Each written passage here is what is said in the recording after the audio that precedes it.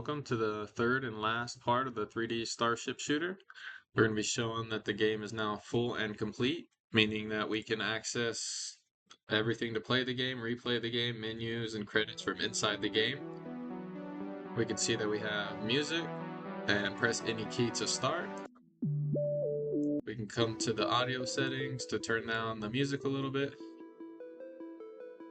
We can come back. We can see that we now have a credit screen with models made by Kenny, and then I made the health barrel.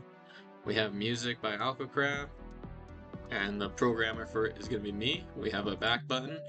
We can see that we can come in here and make sure that our quit to desktop is working. And we can see that that's being ran off of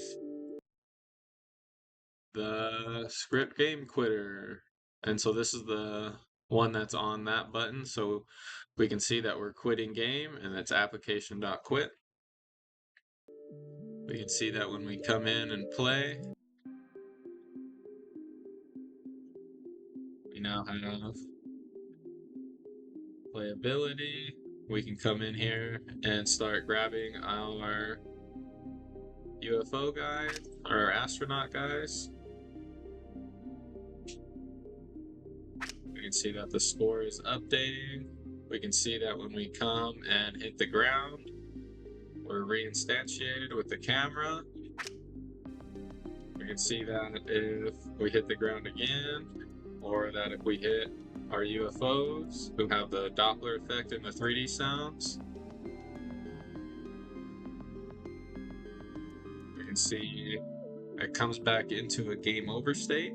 And here we can go into well, now we have the final score, which is the 300 that we just got, a high score that I got from getting six of the astronauts. We can see that we can come in here and quit game. We can see that quit game has been posted.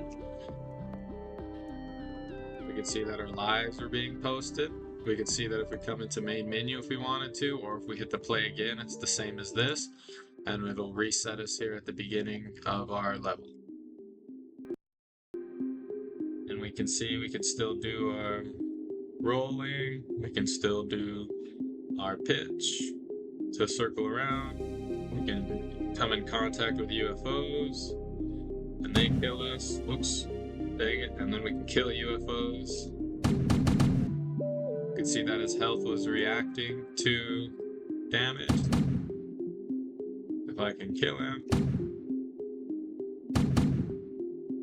I'm so bad at this. And we can see that, okay, we get the point. We can kill him, we can shoot him. Everything kind of works with when we're shooting prefabs. We have a random number of UFOs that spawn in. We have a random number of the health pickups. We can see that the health pickups are working by debug log. Player health's already full, so it's not going to be able to pick up the barrel. And then we can come in and make sure that we're being able to destroy those game objects of the UFOs. And when we come back, we can check into our code to see what's actually happening. So we have our game quitter on our quit functions. That'll be on the main menu, our game over screens. We can see that we have used the same principles as before for our main canvas. We have added a credit screen. We have also added the game over screen. Added a victory screen, but there's no victory condition tied to it. And then we can see in here, we're still using the pawn controller method, meaning that the pawn is able to use the information stored in the controller to do its movements. So our UFO pawn is on the actual UFO itself. We can see that's getting a list of transform, position, and rotate, similar to what I did to our Starship using the yaw, pitch, and roll. We can see that on what it's actually doing to move toward is our transform.position with our vector 3 and time delta time, so independent of frame rate. It goes off Unity's counter. So if you have slower or faster internet speeds, it's not going to affect the speed of anything. We also have the Vector 3 direction to target to the target position, so it's trying to track down a player. This one will prevent the rotation, and then it faces the player to make sure that that UI health bar is being shown. It's in a world space.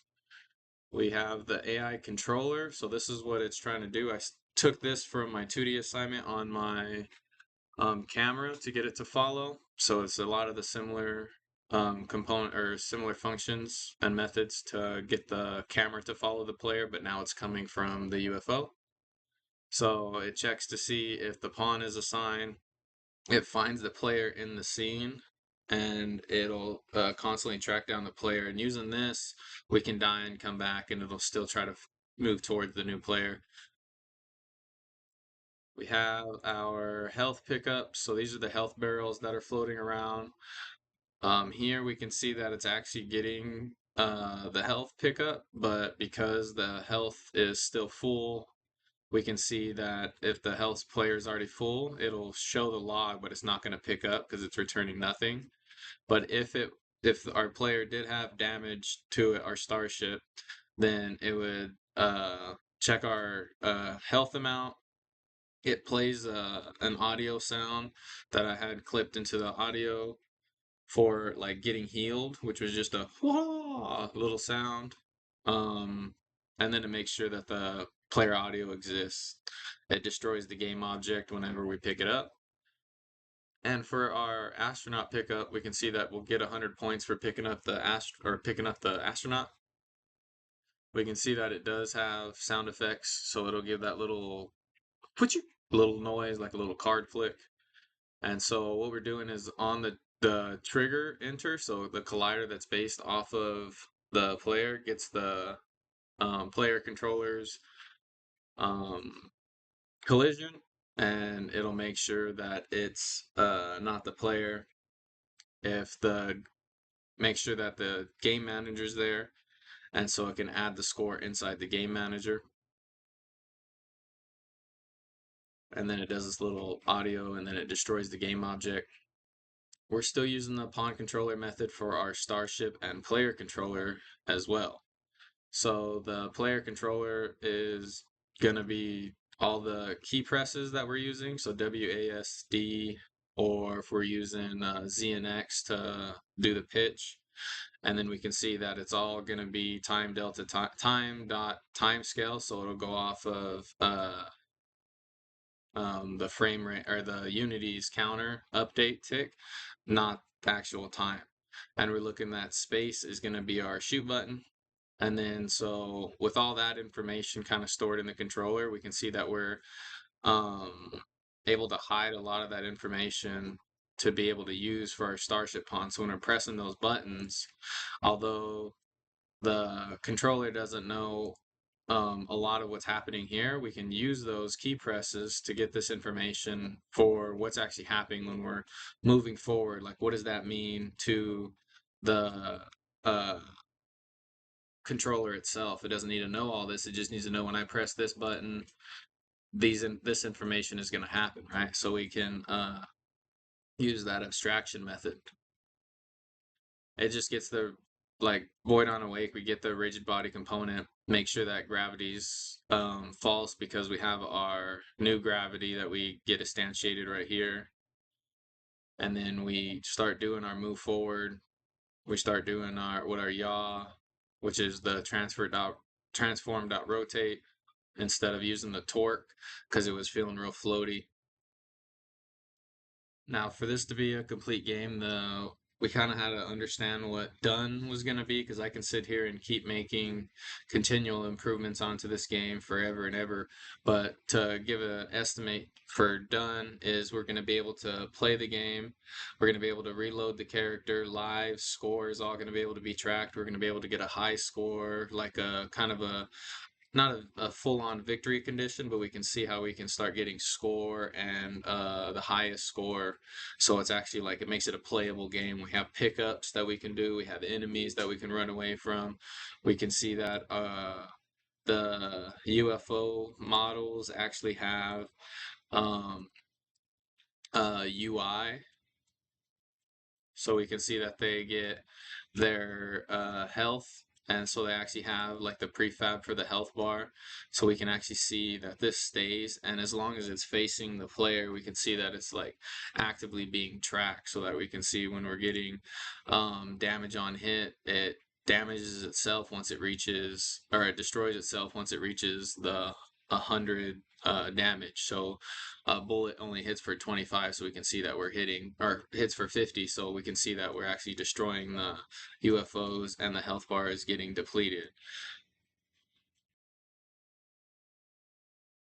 We can see that we have a health component that we're actually able to pick up. We can see that we have a player and all of its colliders.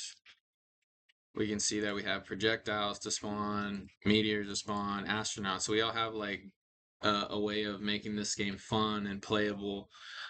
We actually were able to also get a skybox reference into this through the Unity asset store. And you can see how like keep compounding little elements into this game, and we can make it more and more in advance. We have additive loaders, so the game can keep on scaling and forever. We can continually keep picking up astronauts, either avoiding or killing the UFOs, trying to see how far we can get to get that high score. And all these menus, we're able to interact with all the menus to check that our sound works. We're getting our credits to show who I was able to get some of these assets from. The audio settings, so we can adjust the sliders that runs off the audio mixer that Unity has by exposing their parameters. All this stuff was able to make this game a complete and fun, kind of an enjoyable experience, rather than just something that you can just stare at and it doesn't really do anything, just running off the code, right?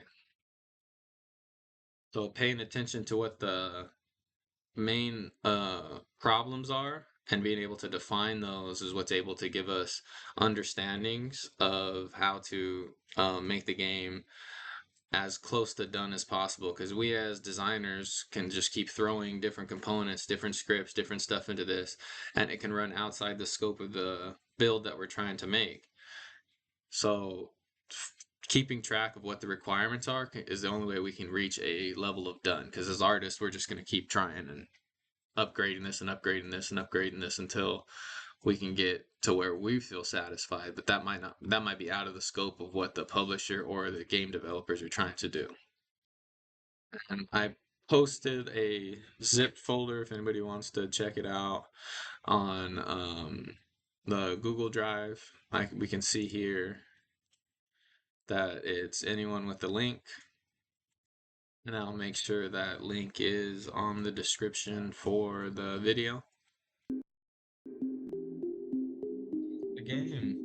So now we have the skybox, we have enemies, we have death, we have health, we have score pickups. My favorite thing is now that the skybox kind of shows that this little terrain and everything is back in space with the Starship Shooter. And yeah, thank you guys very much for watching the video. Have a good one.